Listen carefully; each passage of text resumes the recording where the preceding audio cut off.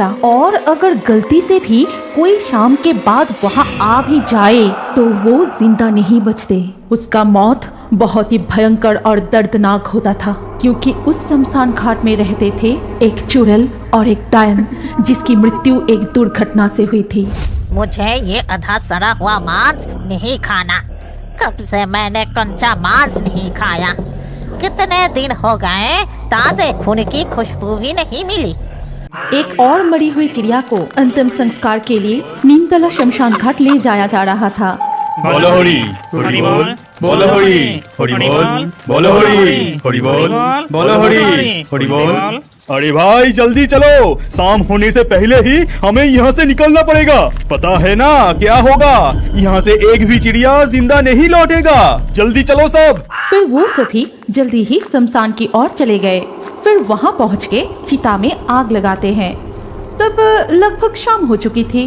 तब चिता की आग बहुत तेज जल रही थी। शमशान घाट में चारों ओर अंधेरा छा गया, और कभी कभी शमशान घाट के आसपास से लोमड़ियों के झुंड की आवाज सुनाई दे रही थी। अगर जीना चाहते हो तो यहाँ से भाग जाओ। थोड़ी देर बाद अचानक शमशान में और एक तांडव शुरू हो गया। अचानक तेज हवा चलने लगी, पेड़ की शाखाएं टूट के गिरने लगी। वो देखो, भूतों का तांडव शुरू हो गया है। भागो सभी भागो, नहीं तो आज हम सभी मारे जाएंगे। तभी एक और भी भयानक घटना घटी। वो चिड़िया जलती हुई चिता में बैठकर पंख फड़फड़ाने लगी और उनके तरफ देख के जोर जोर से हंसने लगा।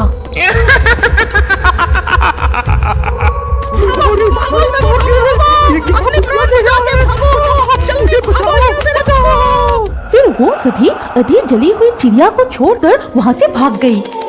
नीमतला के इस शमशान घाट में ऐसी ऐसी भूतिया घटना घटती है। कोई चिड़िया दिन में भी वहाँ आने से डरते हैं, कोई वहाँ अकेले आने की हिम्मत नहीं करता। अब तो कोई इस शमशान में अकेला आता ही नहीं। कोई तांत्रिक चिड़िया भी यहाँ यज्ञ करने के लिए नहीं आते कि उसको ही मार के अपना प्यास बुझाओ। कल ही कौशिकी अमावस्या है और इसीलिए हमारा ताकत दुगना हो जाएगा। कल हम यहाँ से ही कोई न कोई शिकार जरूर ढूंढ लेंगे।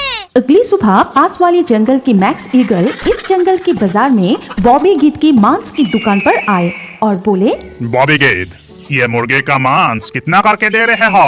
अगर काट के देंगे तो 220 रुपया प्रति किलो। अगर आप जिंदा मुर्गा लेंगे तो दाम कुछ कम होगा। ईगल जी, आप कितना किलो लेंगे? अरे नहीं नहीं, अभी नहीं लूंगा। आज रात को मेरे घर पर एक छोटा सा पार्टी है। मेरे 2 बिटिया का आज जन्मदिन है और मुझे आज शाम तक 10-12 किलो ये मुर्गे का मांस चाहिए। क्या तुम ये मांस मेरे घर तक पहुंचा सकते हो?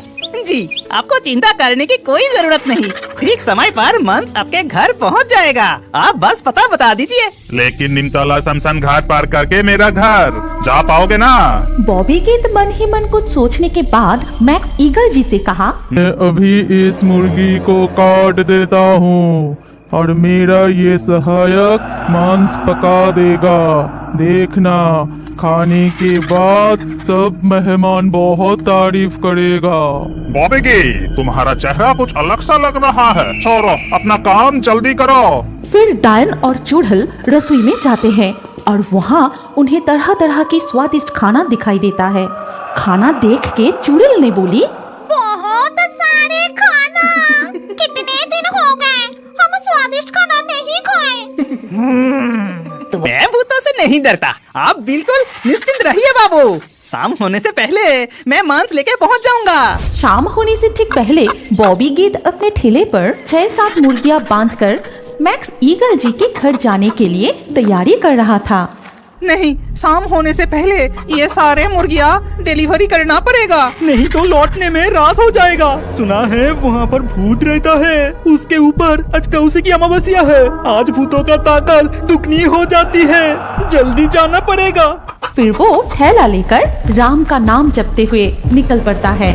भूत से मैं डरता नहीं, राम जी है सीने में। वो जीवन तो बेकार है डर डर से जीने में। नहीं नहीं, उस शमशान घाट की चुड़ैल मेरा कुछ नहीं बिगड़ सकता। मेरा इस हाथ में ताबीज है, मुझे डरने की कोई जरूरत नहीं। जल्दी जाता हूँ मैं। हा हा हा, चिड़िया की सुगंध।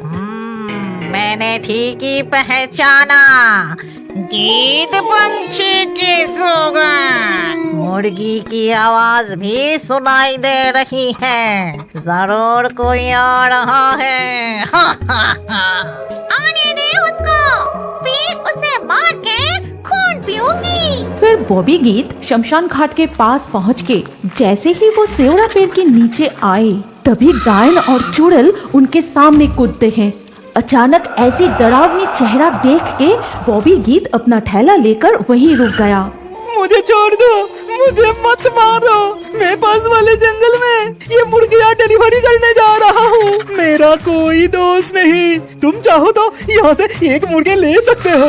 मुझे छोड़ दो, मुझे मत मारो। एक मुर्गा लेंगे। ये कहने के बाद ही चुड़ैल ने अपनी लंबी हाथ बढ़ाया और बॉबी गीत की गर्दन मरोड़ दी। बॉबी गीत वहीं मर जाता है। फिर डायन और चुड़ैल मिलके उन मुर्गियों को मार के उनके मांस कच्चा चबा चबा के खा जाते हैं। और इस तरह सारे मुर्गे खाने के बाद चुड़ैल ने बोली, इस बॉबी गीत को अभी नहीं खाएंगे। चलो इसका रूप लेके हम जंगल के उस घर में जाते हैं। वहाँ और भी मांस मिलेगा।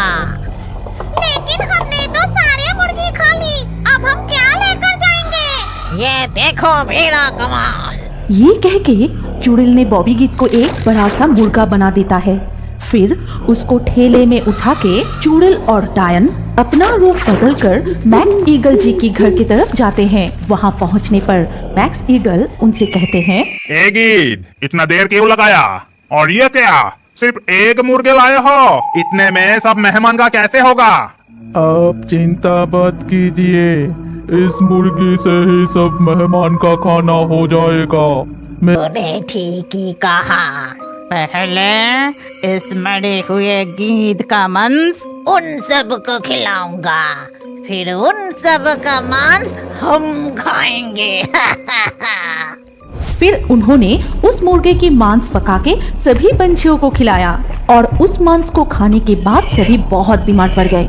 कोई उल्टियाँ करने लगे तो कोई बेहोश हो जाता है, तो किसी के पेट में बहुत दर्द होने लगा। दरअसल उन्होंने मुर्गे का मांस समझकर मरे हुए गीद का मांस खा लिया था। मुझे वहाँ ले चलो। तब जंगल के सारे पंछी योगिनी पंछी को वहाँ ले गए और वहाँ जाकर योगिनी पंछी यज्ञ करने लगी। ओम ह्रीं क्रीं चामुंडाय नमः। ओम ह्रीं क्रीं चामुंडाय नमः। बाहर आओ, बाहर आओ। आज तुम दोनों मेरे हाथ से नहीं बचोगे। ये देखकर मैक्स ईगल जी गुस्से से रसोई की तरफ जाते हैं और वहाँ पहुँच के उन्होंने जो देखा उससे उसकी पूरा शरीर ठंड पड़ गई। ये क्या, रसोई में बॉबी गीत और उसका सहायक नहीं है एक चुड़ैल और एक डायन जो गरम कढ़ाई से मांस उठा के खा रहा है और एक तो कच्चा मांस से खा रहा था। ये देख मैक्स ईगल जी डर के मारे वहाँ से भाग जाते हैं और बाहर आके सभी को पूरी घटना बताई। और ये सब सुनने के बाद जंगल के एक पंछी ने बोला, अब इस डायन और चुड़ैल को भगाने की एक ही उपाय है। उस बरगद की पेड़ के नीचे जो योगिनी पंछी रहती है उनको बुलाना चाहिए। वही है जो हमें इस चुड़ैलों से बचा सकती है। इसके बाद सब मिलके योगिनी पंछी के पास गए और वहाँ जाके सारी बात बताए। फिर सब कुछ सुनने के बाद योगिनी पंछी ने मन ही मन सोचा, इस प्रकार आज मेरी साधना पूर्ण होगी। यदि मैं इस कौशिकी अमावस्या की रात्रि में उन दोनों आत्माओं को पकड़ सका तो मुझसे अधिक बलवान कोई नहीं होगा और मैं जो चाहूँ कर सकता हूँ। चलो, मैं बहुत दिनों से तुम जैसे अतृप्त आत्मा की तलाश कर रही थी। ये कहते हुए जब योगिनी पंछी अपने यज्ञ अग्नि में आहुति दे रही थी, तब डायन और चुड़ैल छटपटाते हुए वहाँ प्रकट हुई। छोड़ दे हमें दुष्ट योगिनी। तूने क्या सोचा, हमें बंदी बना के तू तेरा काम करवाएगी? कभी नहीं। तू हमें कभी भी कैद नहीं कर पाएगी। छोड़ दे हमें दुष्ट योगिनी, छोड़ दे। इतना बड़ा साहस, तो ये ले। ये कह के योगिनी माँ कई तरह की मंत्र जपने लगी और उन दोनों आत्माओं को अपनी कुंडली में बंदी बनाकर योगिनी माँ ने बोली, अब डरने की कोई बात नहीं, ये दो आत्मा किसी का कुछ नहीं कर पाएगा, तुम सब निश्चिंत रहो। इतना कहकर योगिनी पंछी वहाँ से चले गए। लेकिन अगली सुबह सारे पंछियों ने देखा कि उसी बरगद की पेड़ के नीचे योगिनी चिड़िया मर के पड़ा हुआ है।